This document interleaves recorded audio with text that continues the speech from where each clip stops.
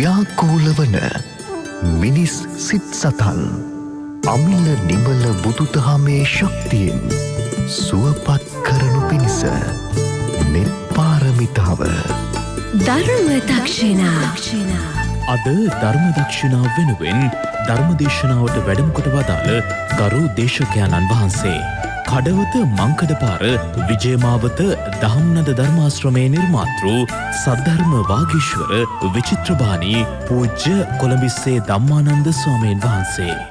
අවසරයි ස්වාමීන් වහන්ස.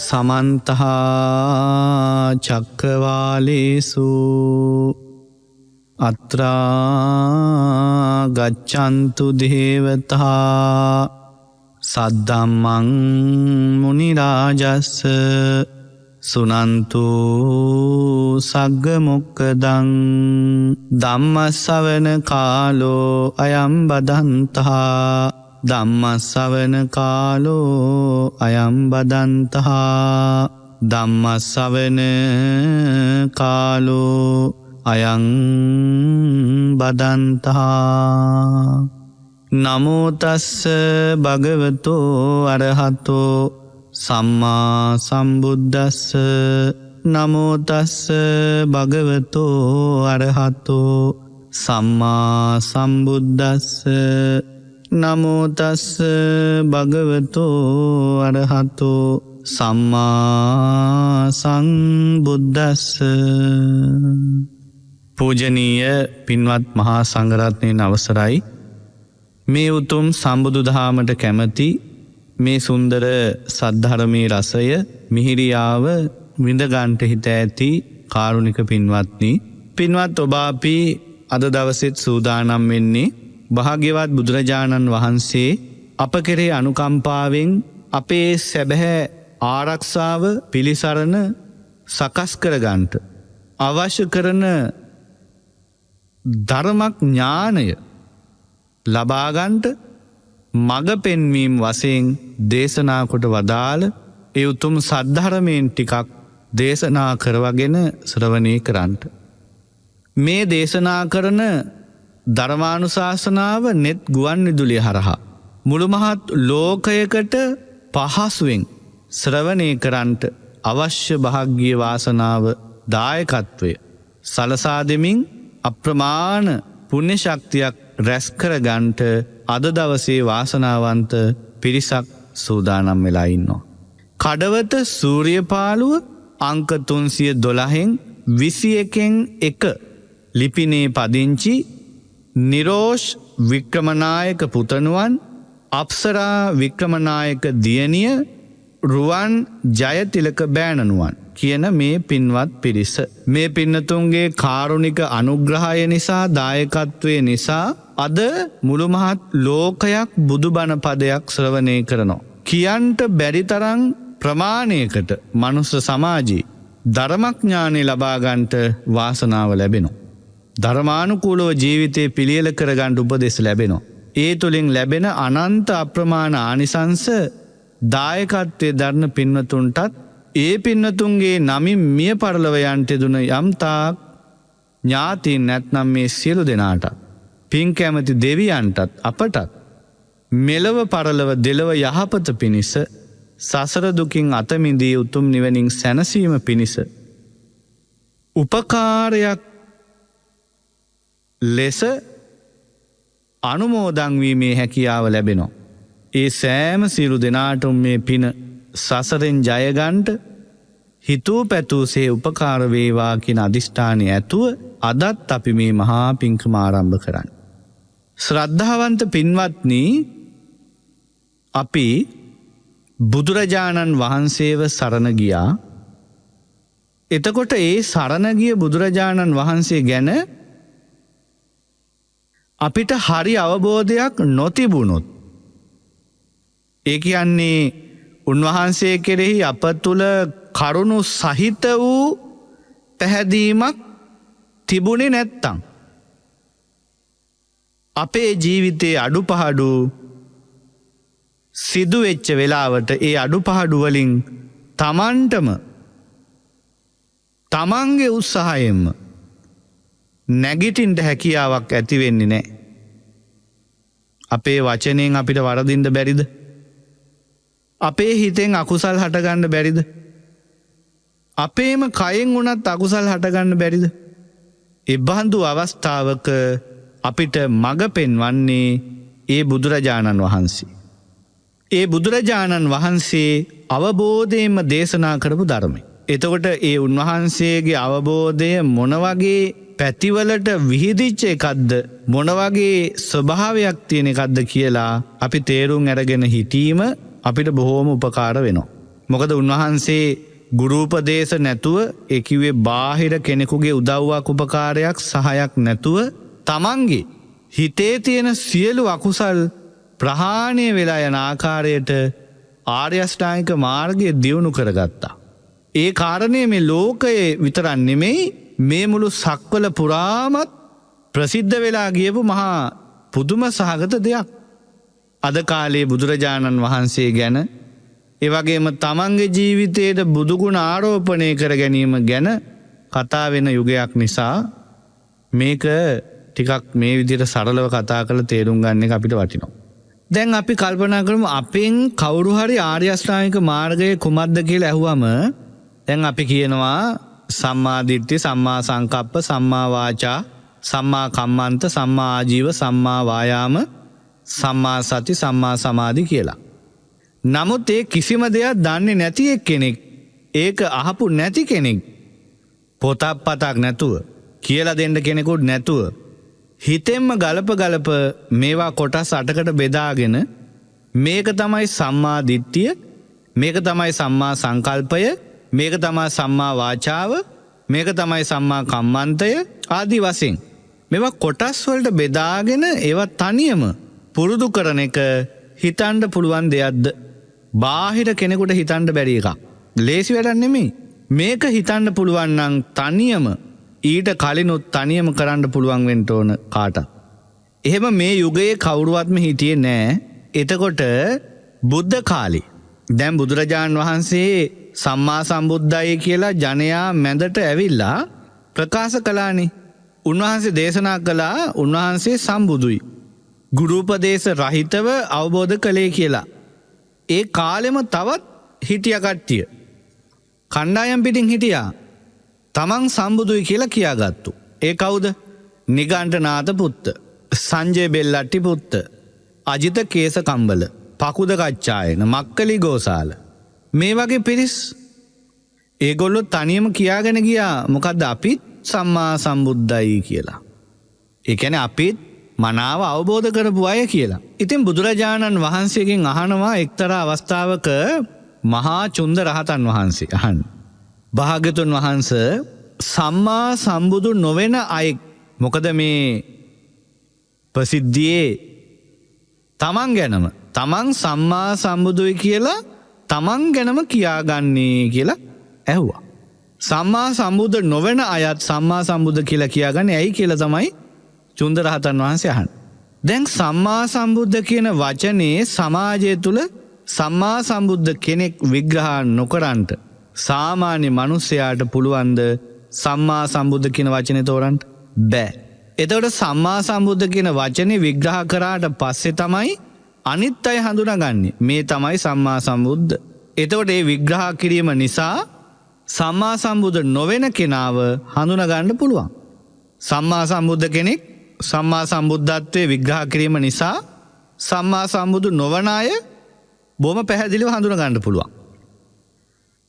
ඒ වෙලේ චුන්ද රහතන් වහන්සේට බුදුරජාණන් වහන්සේ වදාරනවා මහති කෝ චුන්ද අවිජ්ජා ධාතු.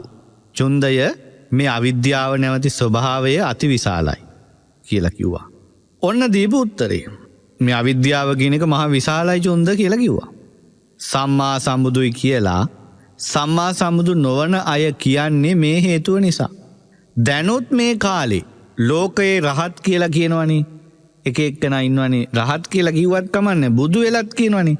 තායිලන්තේ මේ අදහස බොහොම සැරේට තියෙනවා. ඇයි එහෙම කියන්නේ? මේකට හේතුව අවිද්‍යාව. අවිද්‍යා ධාතු අති විශාලයි කිව්වා. එක්තරා අවස්ථාවක බුදුරජාණන් වහන්සේ භික්ෂූන්ගෙන් අහනවා මහණනි බිත්තර ගොඩක් තියෙනවා එක තැනක. මේ බිත්තර සමූහයෙන් ඉස්සල්ලාම බිත්තර කටුව පලාගෙන යම් සතෙක් එළියට ආවොත් අර පිරිස අතර ඔහු වැඩිමල්ද නැද්ද? ඔහු ශ්‍රේෂ්ඨද නැද්ද? ඔහු ජේෂ්ඨද නැද්ද? ඔහු තමයි ජේෂ්ඨ. ඔහු තමයි වැඩිමල් කෙනා. ඉතින් බුදුරජාණන් වහන්සේ වදාලා මහණනි මම ලෝකේ ජේෂ්ඨ උනේ ශ්‍රේෂ්ඨ උනේ ඔන්න ඔතනින් කිව්වා. මොකද්ද? ගුරුපදේශයක් නැතුව තනියම අවිද්‍යාව සිඳ බිඳගෙන විද්‍යාව පහළ කරගත්තු පළවෙනි කෙනා. අවිද්‍යාව සිඳ බිඳගෙන විද්‍යාව පහළ කරගන්නවා කියන්නේ අතිශයම විස්මයජනක දෙයක්. ඒත් පළවෙනි කියන්නේ ගුරුපදේශ නැතුව. ඇයි සාමාන්‍ය පරිසරය තුළ විද්‍යාව පහළ කරන්න ඉඩ නැහැ. මුලාවට එන දේවල්මයි තියෙන්නේ. කියන්නේ මුලාවට පත්වෙන දේවල්ම නෙමෙයිද මේ ලෝකේ තියෙන්නේ කියන්නේ. පේන්න තියෙන මුලාවට පත්වෙන දේවල්. අහන්න තියෙන මුලාවට පත්වෙන දේවල්. කවුරු හරි රවට්ටන එකක් නෙමේ ලෝකේ තියෙන්නේ. හැම තිස්සෙම මුලාවට පත්වෙන දේවල් තියෙන්නේ. උදාහරණයක් අපි කියමු. තේරෙන්න කියමු. ඔන්න එක කාලයක් කිව්වා පොල් තෙල් කන්න එපා. ලෙඩ හැදෙනවා කිව්වා. කිව්වට පස්සේ මුලා වුණේ නැද්ද? මිනිස්සු පොල් තෙල් කෑම නැවැත්තුවා. දැන් කියනවා පොල් තෙල් හොඳයි. දැන් අපි පොල් තෙල් කන්න ගන්නවා. කාලයක් කිව්වා අර ෆ්ලෝරයිඩ් තියෙන දන්තාලේපයකින් හොඳට ඒ වගේ දත් මදින්න. ඒක දත් වලට හරි හොඳයි කිව්වා. දැන් කියන ෆ්ලෝරයිඩ් නැති වගේ මදින්න අරක හරි නෑ ඒවා හොඳ නෑ කියනවා. දැන් මේ මුලාව නෙමෙයිද මේ එකක් කියන එක කාලෙට.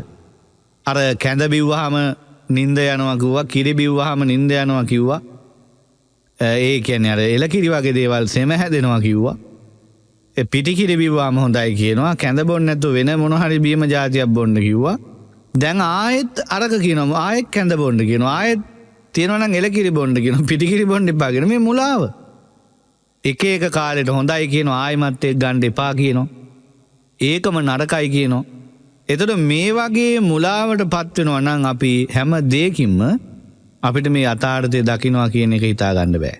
අපිම හිතාමතලා අපිම හොඳට තේරුම් අරගෙන මේ දේ හොඳයි මේ දේ නරකයි කියලා තේරුම් ගත්තොත් ඔය කවුරු කොහොම කිව්වත් අපිව මුලා කරන්න බෑනේ.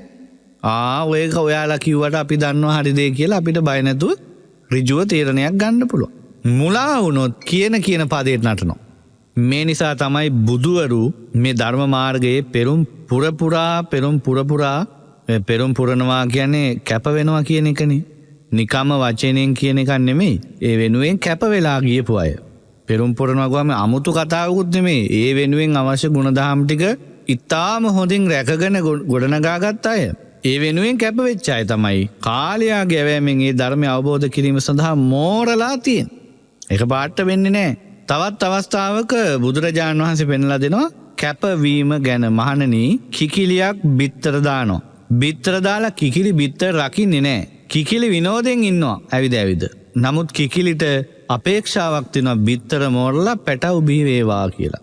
කිකිලිගේ අපේක්ෂාව තිබ්බා කියලා පැටව් බිහි වෙනවද කියලා ඇහුවා. පැටව් බිහි වෙන්නේ නැහැ. මොකද හේතුව? පැටව් බිහි වෙන ක්‍රමේ බිත්තර දාලා විවේකයෙන් ඉන්න කෙනෙක් නෙමෙයි. මොකද්ද ඒ දාපු බිත්තරේ රකින්න එක?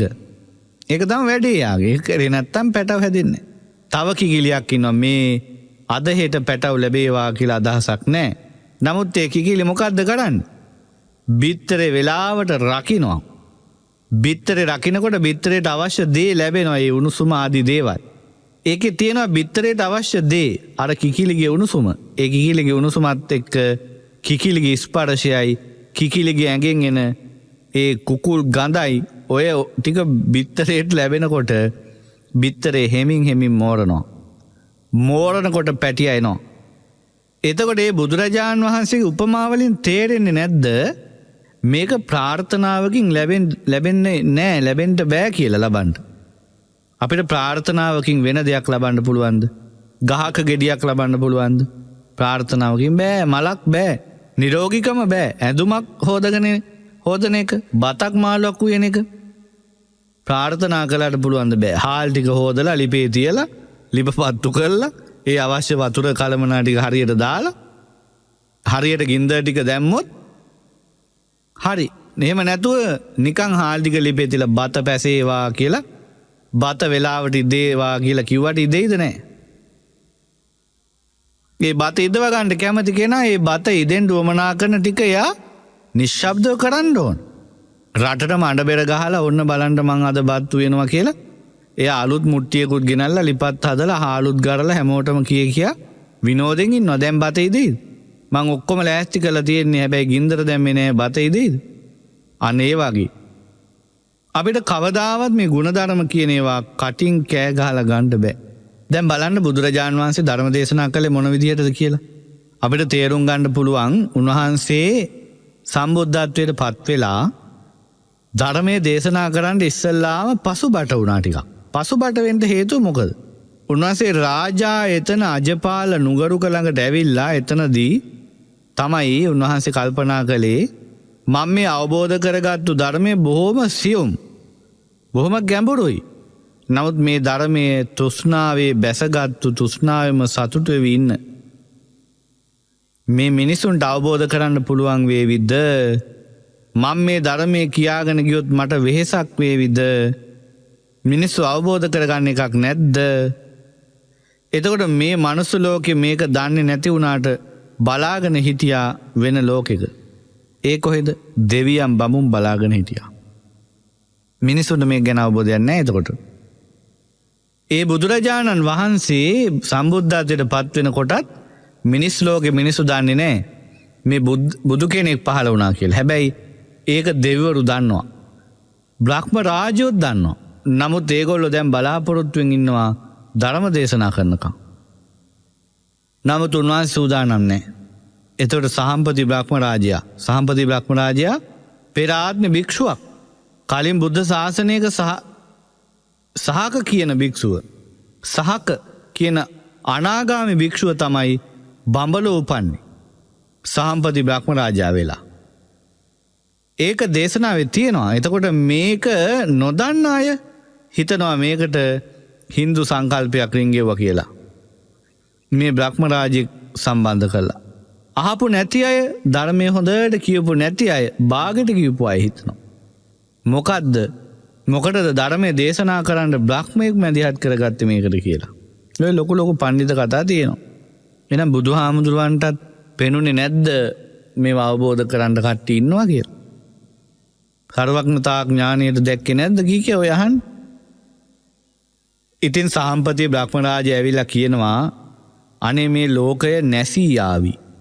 ලෝකය වෙනසී යාවි. බුදුරජාන් වහන්සේට මේ ධර්මයේ දේශනා කරන්න හිත නැමෙන්නේ නැහැ කියලා සහම්පති බ්‍රහ්ම රාජය ඇවිදින් ආරාධනා කරනවා. ආරාධනා කරලා කියනවා අනේ ස්වාමීනි භාගතුන් වහන්සේ මේ මගධ ජනපදේ අපිරිසිදු කෙලෙස් සහිත අය තමයි මෙතෙක්කල් ධර්මයේ කිව්වේ. ඒ නිසා ඔබ වහන්සේ ප්‍රඥාවෙන් කළ ප්‍රාසාදයට නැගලා මේ දුක්ඛිත ලෝක සත්‍යය දෙස බලන්න. ශෝක නැති මුනිදානනි මේ ශෝකී ප්‍රජාව දෙස බලන්න. ණය නැත්තානනි ගැල් කරුවානනි මහා වීරයානනි නැගී සිටුණු මැනව. මේ ලෝකයාට ධර්මයේ දේශනා කරනු පිණිස හැසිරෙනු මැන. මේ ලෝකයේ ධර්මය අවබෝධ කරන්නෝ පහළවන්නාහුය කියලා කිව්වා. ආරාධනා කළා. ඉතින් බුදුරජාණන් වහන්සේ බුදු ඇසින් ලෝකේ දිහා බලලා තීරණය කළා දැන් ධර්මයේ දේශනා කරන්න ඕනේ කියලා. ඊට පස්සේ උන්වහන්සේ ධර්මයේ දේශනා කරන්න පෙළඹුණා. ඒ ධර්මයේ දේශනා කරන්න උන්වහන්සේ පෙළඹෙද්දී සම්බුද්ධත්වයට පත් වෙලා ලැබිච්ච බල 10ක් තමයි උන්වහන්සේ ඊගී ධර්ම දේශනාවේදී පාදක වුණේ. ඒ බල 10ට කියනවා දස බල කියලා. ඒ බල 10න් යුක්ත නිසා කියනවා දස බල ධාරී කියලා. ඊළඟට උන්වහන්සේට තිබුණා ඒ බල 10යි විසරද ඥාන 4යි. එතකොට මං මේ දේශනාවේ ඔබට ඒ බල 10 ඉඩ ලැබෙන විදිහට කියලා දෙන්න බලාපොරොත්තු වෙනවා. උන්වහන්සේ මේ දස බල ගැන විස්තර කරන්න හේතු වන සිදුවීම මහා සියනද සූත්‍රයේ පෙන්වලා දෙනවා. විශාලා ජනපදයේ හිටපු ලිච්ඡවි කුමාරයෙක් උන්වහන්සේ ළඟ පැවිදි වුණා. එයාගේ නම සුනක්කත්. පැවිදි වෙලා උන්වහන්සේට උපස්ථාන කළා. පිටිපස්සෙනුත් ගියා ළඟත් හිටියා. නමුත් උන්වහන්සේගේ සම්බුද්ධත්වය ගැන පැහැදුනේ නැහැ.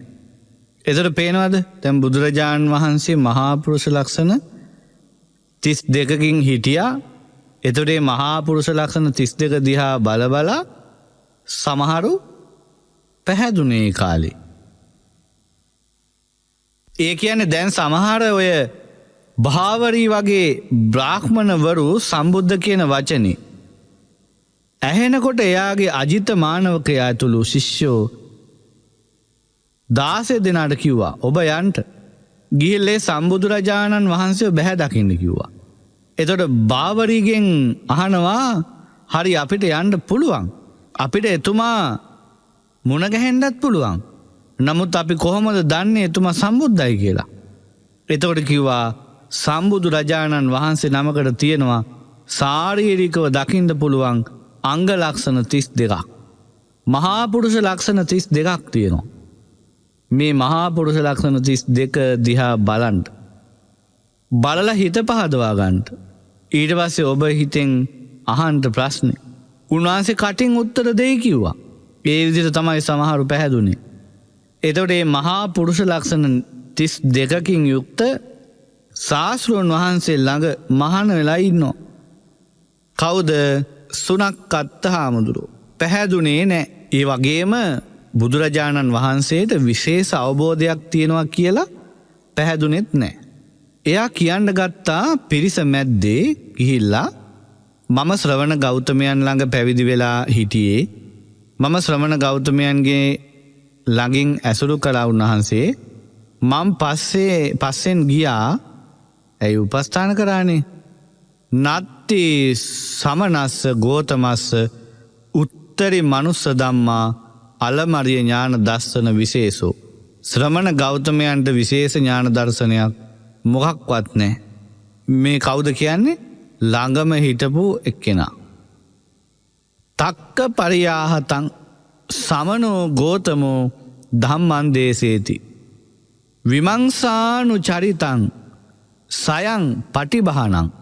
ශ්‍රමණ ගෞතමයන් වහන්සේට තියෙන්නේ තර්ක හැකියාවක්.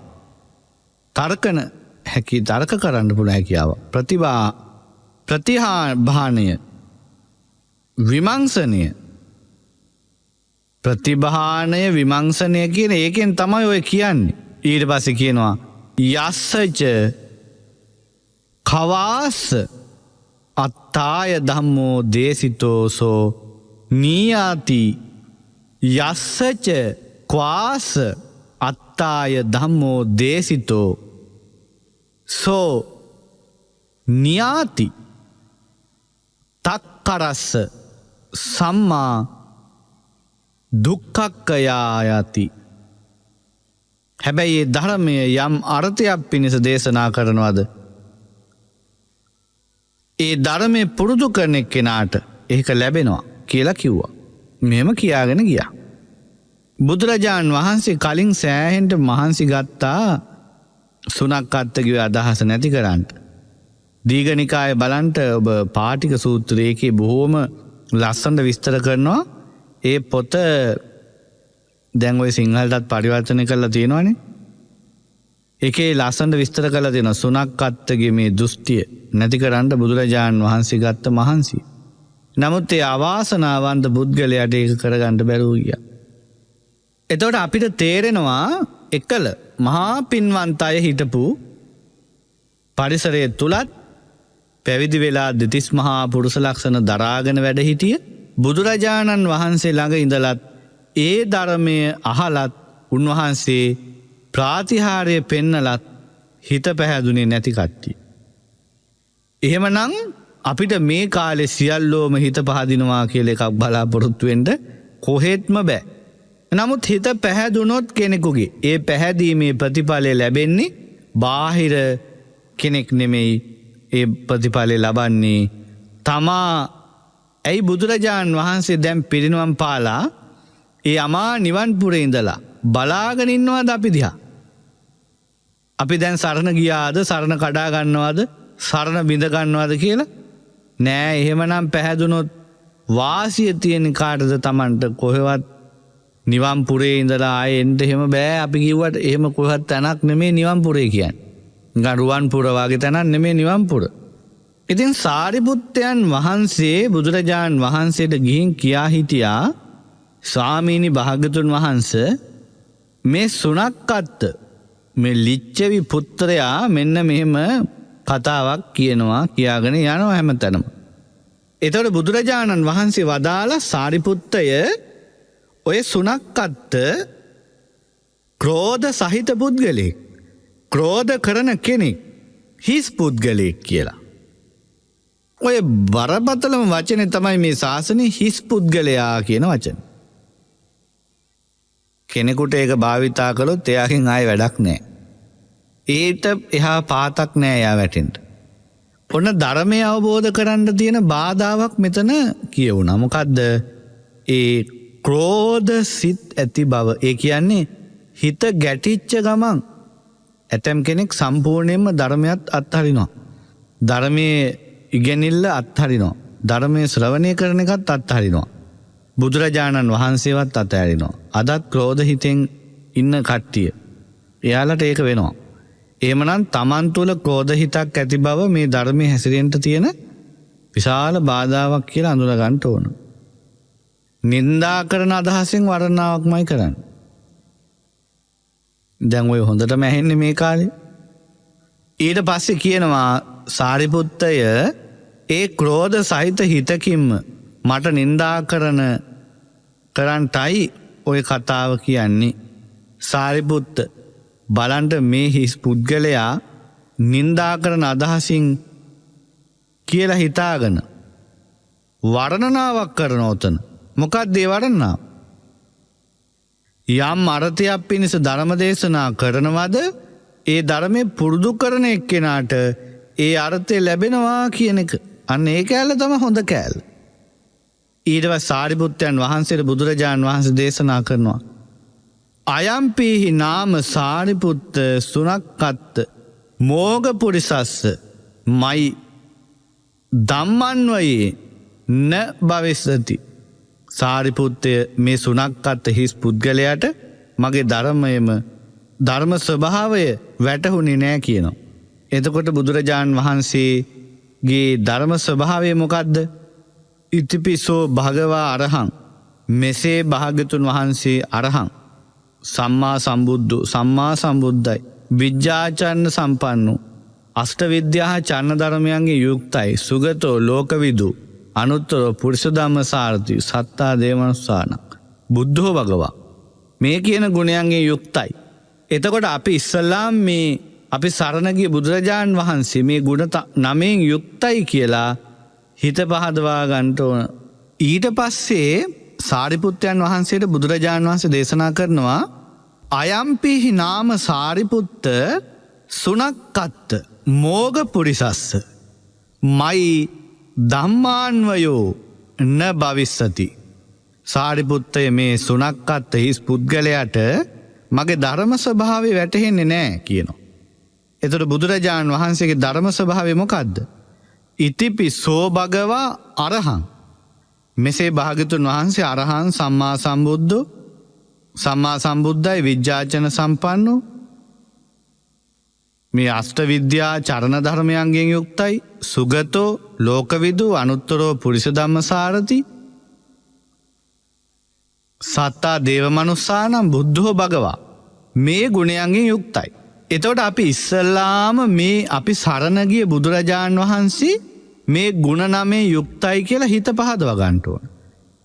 මේක චක්කරයක් වගේ අර බස ගහලා තේරුම් කියාගෙන යන එකක් නෙමෙයි මේ.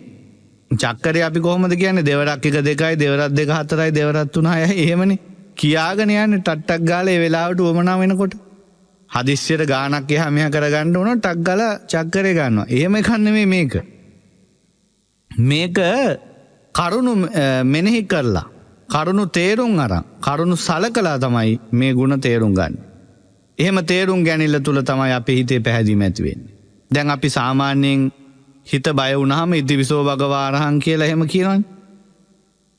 නමුත් ඒකෙන් අපිට රැකවරණයක් තියෙනවා. මොකද අර ඒ වෙලාවට අපේ හිතට හරි ශක්තියක් එනවා නැත්තේ නේ. නමුත් අපිට අකුසල් දුරු කරන්නට නම් කුසල් වඩන්නට නම් අපේ හිත කය වචනේ ඍජු කරගන්නට නම් මොකක්ද අපේ හිත කය වචනේ ස්වභාවය? ඍජු වෙන ගතියද වක්‍ර වෙන ගතියද? වක්ට වෙන ගතියක් මේ හිතේ කය වචනේ තියෙන්නේ. ඒක ස්වභාවයෙන් මේ ගතිය තියෙනවා. මේ හිත කය වචන ඍජු කරන එක තමයි මේ ධර්මයෙන් කරන්න එක අමාරු වැඩක්. එතකොට හිත කය වචන ඍජු වෙන්න නම් එයාට තියෙන්න ඕන ලාභ පාඩු දෙකම සමසේ පිළිගන්න හැකියාවක්. එහෙම නැත්තුව සිත කය වචනේ ඍජු වෙන්නේ නැහැ. ඇයි? සමහර විට ලාභ උදෙසා වංචනික වෙනවනේ. මිනිසයා ලාභ උදෙසා වැරද්ද පෙනිපෙනී ලැජ්ජා නැතුව ඉන්නවා. එහෙම වෙන්නේ නැද්ද? වෙනවා. හිත කය වචන ඍජු කරන්ට මේ ධර්මයේ උදව් වෙනවා. ඊට පස්සේ ඒක තමයි අපිට දිගටම උදව්පකාර වෙන්නේ. ඒ ඍජු කරගත්ත හිත කය වචනේ. ඊට පස්සේ බුදුරජාණන් වහන්සේ විස්තර කරනවා. දසකෝ පනිමානි සාරිපුත්ත තථාගතස්ස තථාගත බලානි. සාරිපුත්තය තථාගතයන්ට මේ තථාගත බල 10ක් තියෙනවා. යේහි බලේ සමන්නාගතෝ තථාගතෝ. ඒ බලයන්ගෙන් යුක්ත තථාගතයන් වහන්සේ ආසභං තානං පටිජානාති. ශ්‍රේෂ්ඨ ස්ථානයකට පත් වූ බව තමන් ලෝකයට ප්‍රතිඥා දෙනවා. තමන් ශ්‍රේෂ්ඨ ස්ථානයකට පත් වුණා කියලා ප්‍රතිඥා දෙනවා. පරිසාසු සියනාදන් අදති. පිරිස් මැද්දේ අභීතනාද. ඒ කියන්නේ බය නැතුව කතා කරන. බ්‍රහ්මචක්කම් පවත්තේති. බ්‍රහ්මචක්‍රය කියන්නේ ආර්ය අෂ්ටාංගික මාර්ගයට නිවන් මඟ ප්‍රවර්තනය කරන මොනවද ඒ 10? ඔන්න ඒ 10 විස්තර කරනවා. පළවෙනි එක තමයි තථාගතෝ තානංච තානතෝ අට්ඨානංච අට්ඨානතෝ යථාභූතං පජානාති. විය හැකි දේ වශයෙන්ුත් විය නොහැකි දේ වශයෙන්ුත් ඒ අයුරින්ම ඇත්ත ඇති සැටියෙන් දන්නවා. දැන් මේක අපිට බැලූ බැල්මට පේන්නේ සුළුපටු එකක්. කතාව සාමාන්‍ය කතාවක් වගේ. මේක සුළුපටු එකක් නෙමෙයි. දැන් බලන්න බුදුරජාණන් වහන්සේ පෙන්ලා දෙනවා එක සක්වලක බුදුවරු දෙන්නෙක් පහළ වීම විය නොහැකි දෙයක්. එහෙමනම් විය හැකි දේ මොකද්ද? එක සක්වලක එක බුදුවරයෙක් පහළ වීම. ඒ වගේ බුදුරජාණන් වහන්සේ විය හැකි දේ පෙන්වලා දෙනවා. ඊළඟට සම්බුද්ධත්වයට පත්වෙන්නේ පිරිමියෙක් පමණයි. ඒක තමයි විය හැකි දේ. විය නොහැකි දේ මොකද්ද? කාන්තාවක් බුදු වෙන්නේ නැහැ. ඊළඟට සක් දෙවිඳු කෙනෙක් වෙන්නේ පිරිමියෙක් පමණයි. ඒකේ විය නොහැකි දේ මොකද්ද? ස්ත්‍රියක් සක් දෙවිඳු වෙන්නේ නැහැ. බ්‍රහ්මයෙක් වෙන්නේ පිරිමියෙක් පමණයි. ඒකේ විය නොහැකි දේ මොකද්ද? ස්ත්‍රියක් බ්‍රහ්මයෙක් වෙන්නේ නැහැ. මාරයෙක් වෙන්නේ පිරිමියෙක් පමණයි. ස්ත්‍රියක් මාරයෙක් වෙන්නේ නැහැ. එතකොට මෙතන හරි පැහැදිලි මාරයා කියන්නේ පුද්ගලයෙක්. ඇයි? දේශනාවේ තියෙනවා ස්ත්‍රියක් මාරයෙක් වෙන්නේ නැහැ, පුරුෂයෙක් මාරදිවි පුත්‍රයා වෙන්නේ කියලා. එහෙමනම් කෙනෙක් සමහරු හිතන් ඉන්නවා මේ කෙලෙස් වලට නිකම්ම සජීවී ඒ කියන්නේ සජීවත්වයක් ආරෝපණය කළා මේ පෙන්නනවා කියලා. එහෙම නෙමෙයි. බුද්ධ දේශනාව හරි උන්වහන්සේගේ අවබෝධය ඇත්ත එකක්. ඒ වගේම පෙන්නනවා ඒකේ යම්කිසි කෙනෙක් හිතෙන් කයෙන් වචනයෙන් කුසල් රැස් කරනවා. ඒකේ විය හැකි දේ මොකද්ද?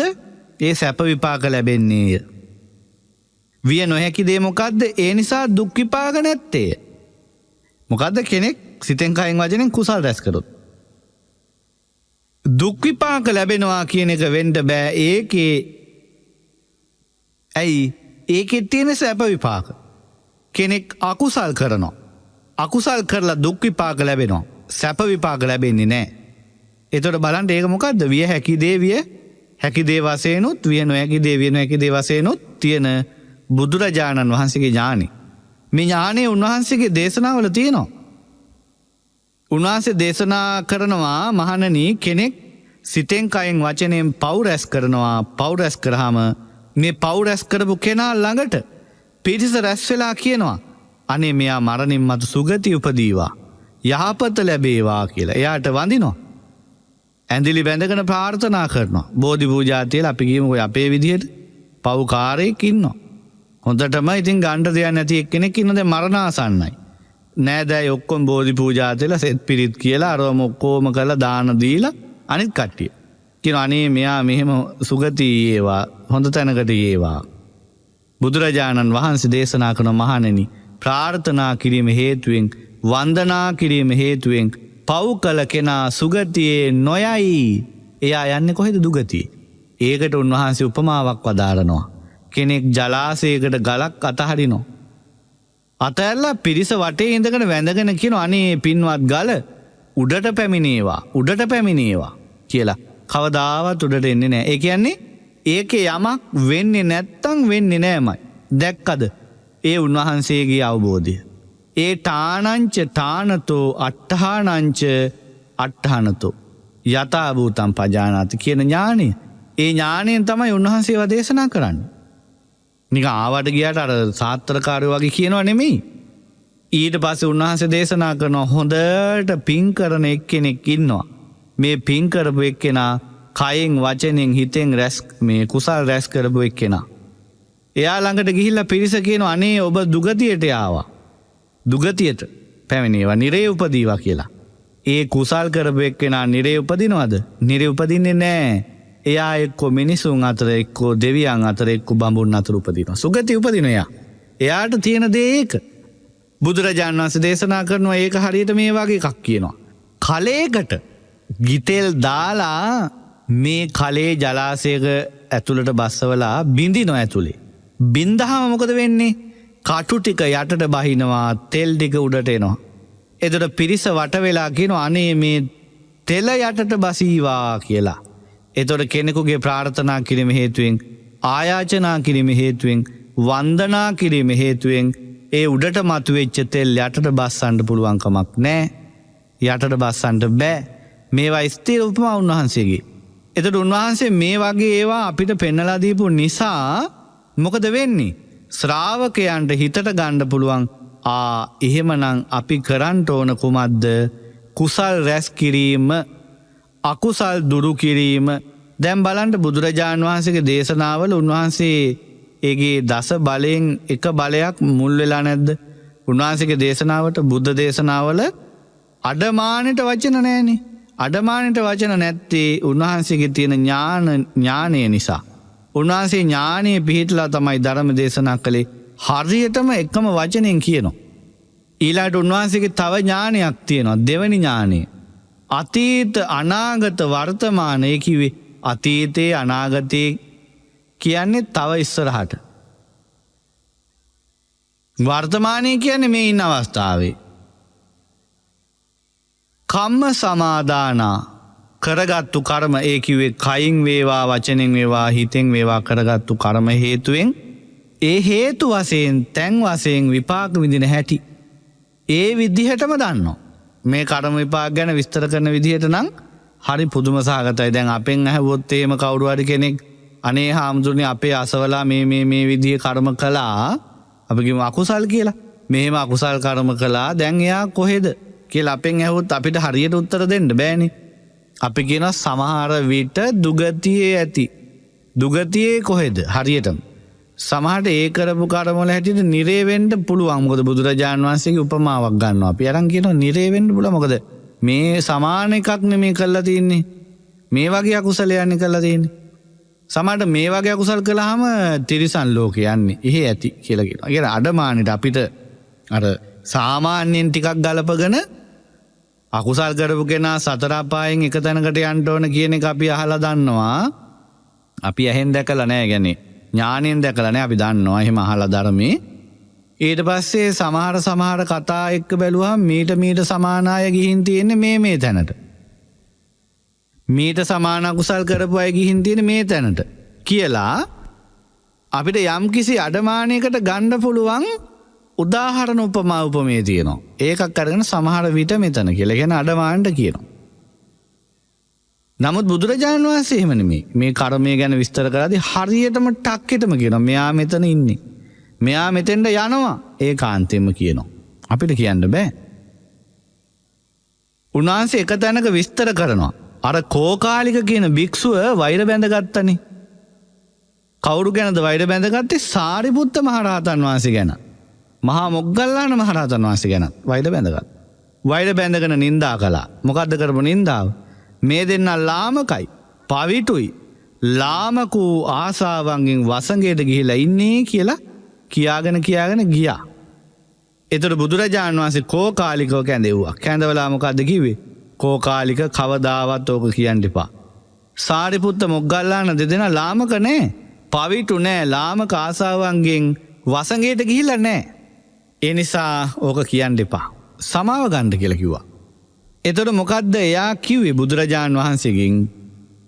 බුදුරජාණන් වහන්සේගෙන් නම් මට සමාව ගන්න පුළුවන්. මං අර දෙන්නගෙන් නම් සමාව ගන්නෙ නෑ කිව්වා. සමහරුන්ට මහාන වුණාට පස්සේ ඇතිවෙන මාන්නේ ලේසියෙන් නැති කරන්න බැරුව යනවනේ. මේක මෙතන පේනවා. සාමාන්‍ය මිනිසුත් ඉන්නවනේ මාන්නේ ඇති වුණාම සමාව ගන්නෙ නෑ.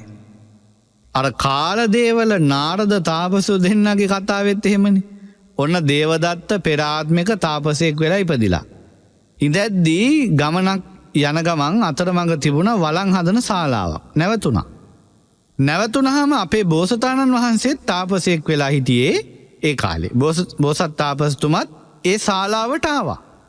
ඇවිල්ලා වළං හදන මිනිස්සයගෙන් ඇහුවා අද මට මෙහි නවාතැන් දෙන්න පුළුවන්ද කියලා.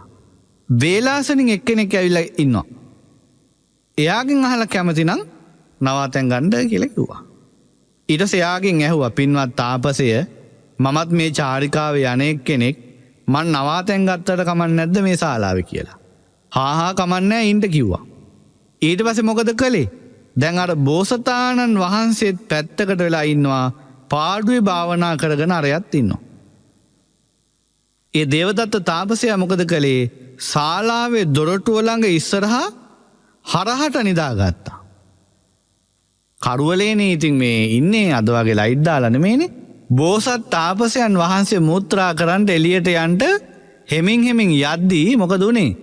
මෙයාගේ බෙල්ලට කකුල තියුණා. දැක්කේ නෑනේ කරුවලෙන්. මේ පාරේ දොරකට බුදියාගෙන ඉඳී කියලා හිතන්නේ නෑනේ කවුරුව. ඊට පස්සේ අරයා කෑ ගහන්න පටන් ගත්තා. බෙල්ල පාගලා මේ මරන්න හදනවාද කියලා. කෑ ගහනකොට නෑ එහෙම නෙමෙයි මට මේ වැරදීමක් උනේ කරුවලේ කියලා සමාව ඉල්ලගෙන ගියා. දැන් ඔන්න දොට්ට පිලට ගිහිල්ලා එනකොට බෝසත් තාපසතුමා කල්පනා කළා මම බොහොම පරිස්සමෙන් යන්න ඕන. මේ පැත්තෙන් ගිහිල්ලා බෙල්ල පෑගුණා අනිත් පැත්තෙන් යන්න ඕන කියලා. දේවදත්ත තාපසයාත් හිතුවා දැන් ඇවිල්ලා මගේ බෙල්ල ආයෙත් පාගයි කියලා එයා අනිත් පැත්ත හැරුණා. දැන් එයා අනිත් පැත්ත හැරිලා ඉන්නවා. කකුල් දෙක අර ඉස්සලා තිබ්බ බෙල්ල තිබ්බ පැත්තට හරලා. එතකොට දැන් අර බෝසත් තාපසයා එතෙන්ට ඇවිත් කල්පනා කරුවා දැන් මේ පැත්තෙන් ගිහිල්ලානේ බෙල්ල පෑගුණේ. මම මේ පැත්තෙන් පරිස්සමෙන් යන්න ඕන කියලා ආයෙ ගියා. ඒ යනකොට කකුල තියුණා බෙල්ලට. එතකොට අරයා හයියෙන් කෑ ගැහුවා. උඹ කලිනුත් මගේ බෙල්ල පාගන්න හැදුවා යන්තම් බේරිලා මේ පැත්තට හැරුණා. දැන් ආයෙත් උඹ මගේ බෙල්ල හිතාමතාම පෑගුවා නේද කියලා කෑ ගහන්න පටන් ගත්තා. දැක්කද අසත්පුරුෂයා? ඔබ කවදත් අසත්පුරුෂයෙක් වෙන්න එපා. අසත්පුරුෂයා ප්‍රශ්න වෙනකම් බලාගෙන ඉන්නවා. පෙනේ කොල්ල පුම්බන්න. පිමින්ට. එයත් බල සම්පන්න කෙනෙක්. හෙට උදේ ඉර පායන්ට ඉස්සල්ලා උඹේ හිස 7 කඩකට පැලෙන්න ඕන කියලා සාප කළා. බෝසත් තාපසතුමා ඇතුළට ගියා. ගිහිලා නිස්සබ්දව කල්පනා කරනවා. දැන් මෙයා සාපයක් කළා. මේ සාපේ කොයි විදිහට වැඩ කරන්නේ?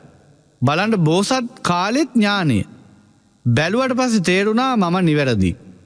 මගේ අතේ වැරද්දක් නෑ. හිස 7 කඩකට පැලෙන්නේ මෙයාගේ. දැන් බලන්න ප්‍රාර්ථනා කළේ කාගේ හිස කැඩෙන්න කියලාද? බෝසතාණන් වහන්සේගේ හිස 7 කඩකට පැලෙන්න කියලා. සාපේ කෙලේ එහෙමයි. නමුත් දැන් කැඩෙන්න නියම වෙලා තියෙන්නේ මොකද? කර්මයේ සකස් වෙලා තියෙන්නේ. ස්වභාව ධර්ම සාධාරණයි. ඒ සාපේ කරපු එක්කෙනාගේමයි දැන්. ඇයි යාගේ අතේ වැරද්ද? දැන් බලන්න එතකොට මොකද්ද අපිට මේකෙන් පේන්නේ? ලෝක ධර්මයක් තියෙනවා අපිට පාලනය කරන්න බැරි. මං ගිය සැරේකත් කිව්වා. අපි ඔය එක එකව පාලනය කරාට ලෝක ධර්මයක් ස්වභාව ධර්ම තියෙනවා අපිට පාලනය කරන්න බැරි. ලෝකක් ස්වභාවයේ වැඩ කරන්නේ අපිට ඕන හැටියට නෙමෙයි. එතන සිදුවෙන්න ඕන විදිහටයි ලෝකයේ ධර්ම වැඩ කරන්නේ. ඉතින් බෝසතාණන් වහන්සේ බැලුවා දැන් මගේ හිසද පැලෙන්නේ මෙතුමගේ හිසද පැලෙන්නේ. බැලුවම් පැලෙන්නේ කාගේ හිතද? අර දේවදත්ත තාපසයාගේ හිස පැලෙන්නේ. බෝසතාණන් වහන්සේ ඉර පායන එක වලක්වාගෙන ඉන්නවා. මිනිස්සු ගිහිල්ලා රජ්ජුරුවන්ට පැමිණිලි කරනවා. ඉර පායන්නේ නෑ කියලා. රජ්ජුරුවෝ එහෙනම් මොකක් හරි ප්‍රශ්නයක් මොකක් හරි මේකේ නුඹලට තියෙනවද සැකයක් කියලා ඇහුවා. සැකේ තමයි කිව්වා තාපසුරු දෙන්නෙක් ඊයේ රාත්‍රියේ ඇවිල්ලා ඉන්නවා දැක්ක අන්න අර එහා පැත්තේ අපේ ශාලාවක. උන්දලාගේ වැඩක් වෙන්නේ මේක කියලා මිනිස්සු කිව්වා. ඊට පස්සේ රජ්ජුරුවෝ ගිහිල්ලා තාපසුරු හම්බ වෙලා ඇහුවා තාපසවරුනි මේ ඉර පායන්නේ ගොවිතැන් වැඩ කරගන්න දෙන්නේ මිනිස්සු අමාරුවට මොකද මේ කියලා ඇහුවා. එතකොට මේ බෝසත් තාපස්තුමා නිස්සබ්දව ඉන්නවා. අරයා ඉස්සරහට පැනලා කිව්වා මෙයා මගේ බෙල්ල පෑගුවා එකපාරක්. ඊට පස්සේ මම ඒකට සමාව දුන්නා. ආයෙත් පෑගුවා. ඊට පස්සේ මම මෙයාගේ හිස සත් කඩකට පැලෙන්න කියලා සාප කළා. ඒ නිසා මොකක් හරිද දන්නේ නැහැ කිව්වා. ඊට පස්සේ අර බෝසතාණන් වහන්සේගෙන් ඇහුවා මොකවා මෙන්න මෙහෙමයි සිද්ධිය වුණේ. ඉර නැංගොත් මෙයාගේ හිස හත් කඩකට පැලෙනවා. ඊට පස්සේ ඇහුවා මේක වළක්වන්න මොකද්ද කරන්නේ? සමාව ගත්තොත් පුළුවන් කිව්වා. ඉතින් අර බෝසත් තාපසයාගෙන් සමාව ගන්න කියලා දැන් රජ්ජුරුවෝ ගිහිල්ලා පින්සෙන්ඩු වෙනවා අර අනිත් තාපසතුමාට. සමාව ගන්නේ නැහැ. දැක්කද රජ්ජුරුවෝ සේවකයන්ට කිව්වා අල්ලගනින් මෙයාව අත් දෙකින්. ඇදගෙන වරෙන් කිව්වා මෙතැන්ට. උලාපංකුව හොම්බ බිම. අර තාපසතුමායි කකුල් දෙක ළඟ උලාපංකුව හොම්බ. දැන් සමාව ගන්න කිව්වා. බෝසතාණන් වහන්සේ කිව්වා එහෙමනම් දැන් මෙයාට වතුරට බහින්න කියන්න. වතුරට බැහැලා මෙයාගේ ඔළුවේ ගාන්ට මැටි ගුලියක් හදලා තියන්න. මෙයාගේ ඔළුව උඩ මම ඉර අතහරිනකොටම මෙයාට දිය යටට ගිලෙන්න කියන්න. එතකොට මේ මැටි ගුලිය පැලෙයි කියලා කිව්වා. අර ඔළුව පැලෙන්න තිබ්බ විදිහට මැටි ගුලිය.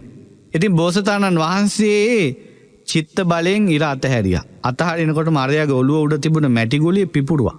මෙයා ගොඩ වුණා. මේකයි සිද්ධිය. මේ තියෙන්නේ දරදඬුකම. පින්වත්නි මේ විදිහට අපිට දිගටම මේ ධර්ම සාකච්ඡාව කරන්න පුළුවන් කරුණු කීපයක් තව තියෙනවා අපිට. නමුත් අද ලැබෙන කාලය මෙතනින් අවසන් වෙන නිසා මෙතනින් ධර්ම අනුශාසනාව අද කොටස අපි අවසන් කරමු. ඉතින් මේ විදිහට තමන්ගේ ජීවිතයත් ධර්මයත් පැටලුම් නැතුව නිවැරදිව තේරුම් අරගෙන ලෝක ධර්මයට අපි මුහුණ දෙන්නේ කොහොමද? ස්වභාව දහමත් එක්ක අපි ගැලපෙන්නේ කොහොමද කියලා ඔබට තේරුම් ගන්නට මේ වාගේ අපිට අමුතුම විදිහේ අත්දැකීමක් ලැබිලා තියෙන කාලයක මේ වගේ දේවල් හොඳට කල්පනා කරලා තේරුම් ගන්න එක වටිනවා. ඔබට ඒ ධර්මඥානෙ විශේෂයෙන් යෝනිසෝ මනසිකාරේ මේ තුලින් උපදවා ගන්නට හැකියාව ලැබේවා කියලා අපි ආශිර්වාද කරනවා. අද මේ උතුම් සද්ධර්මානුශාසනාව නෙත් ධර්ම දක්ෂිනාව තුල දේශනා කරවාගෙන මුළු මහත් ලෝකය පුරාම විසුරුවා හැරලා අප්‍රමාණ ධර්ම ශ්‍රවණ යට කැමැති අයට පහසුවෙන් ධර්ම ශ්‍රවණය කරන වාග්ය වාසනාවල් සලසලා දෙන පින්කමට දායශ් වික්‍රමනායක මහත්මයා, අප්සරා වික්‍රමනායක මහත්මිය, රුවන් ජයතිලක මහත්මයා කියන ඒ පින්වත් දරුවන් විසින් මේ උතුම් පින්කම සිද්ධ කරනවා. කඩවත සූරියපාලුව 312/21 එක නිවසේ පදිංචිව සිට මිය පරලොව යන්ට දුන රාණි වික්‍රමනායක මෑණියන්ගේ තෙමස් පූර්ණ පින්කම වෙනුවෙන් ඒ අම්මාට පරලෝ වශයෙන් පින්පෙත් අනුමෝදන් කිරීම උතුම් මරමුණ ඇතුව ඒ වගේම ගාමිණී වික්‍රමනායක මහත්මයා පියතුමා මියගොස් වසර 15ක් සම්පූර්ණ වීම නිමිත්තෙන් ඒ පියතුමන්ටත් පරලෝ වශයෙන් පින් අනුමෝදන් කිරීමේ අරමුණු ඇතුව පවුලේ මියගිය සියලුම ඥාතීන්ට පින්පෙත් අනුමෝදන් කරන්නටත් මේ තුල කල්පනා කරනවා. එහෙමනම් කඩවත සූරියපාලුව 312/21 එක නිවසේ නිරෝෂ් වික්‍රමනායක, අප්සරා වික්‍රමනායක, රුවන් ජයතිලක කියන පින්වත් පිරිසගේ පින්බර දායකත්වයෙන් සිද්ධ වුණ මේ උතුම් ධර්මානුශාසනාවෙන් උපදවාගත් ආනිසංස මුලින්ම දෙවියන්ට ලැබේවා. දෙවියෝ සතුටෙන් අනුමෝදන්ව දිවිසුරු දියුණු කරගෙන ප්‍රාර්ථනා කරන බෝධියකින් උතුම් නිවනින් සැනසීම උදා කරගනිත්වා. පින්කමේ දායකත්වයේ දන්න පින්නතුන් බලාපොරොත්තු වනේ රාණි වික්‍රමනායක මෑණියන්, ගාමිණී වික්‍රමනායක පියතුමන් ප්‍රධාන නමින් මියගිය සියලුම ඥාති මිත්‍රාදීන්ට පරලෝ වශයෙන් මේ පින් ලැබේවා. ඒ අයගේ සංසාර ජීවිත සුවපත් කරගනිත්වා ප්‍රාර්ථනා කරන බෝධියකින් උතුම් මහා මහා නිවනින් සැනසීම උදා කරගනිත්වා.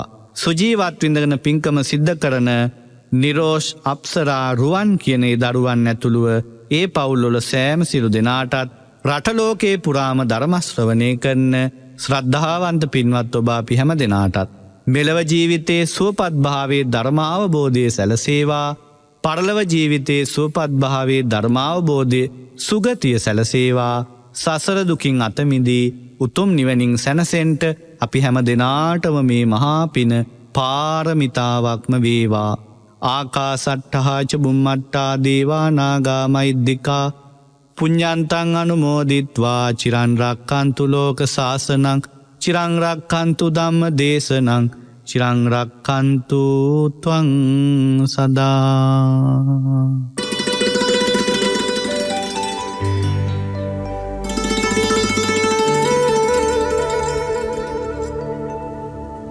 දිනෙන් දින ව්‍යාකූල වන මිනිස් සිත් සතන් අමිල නිමල බුදුදහමේ ශක්තියෙන් සුවපත් කරනු පිණිස නෙත් පාරමිතාව ධර්ම දක්ෂිනා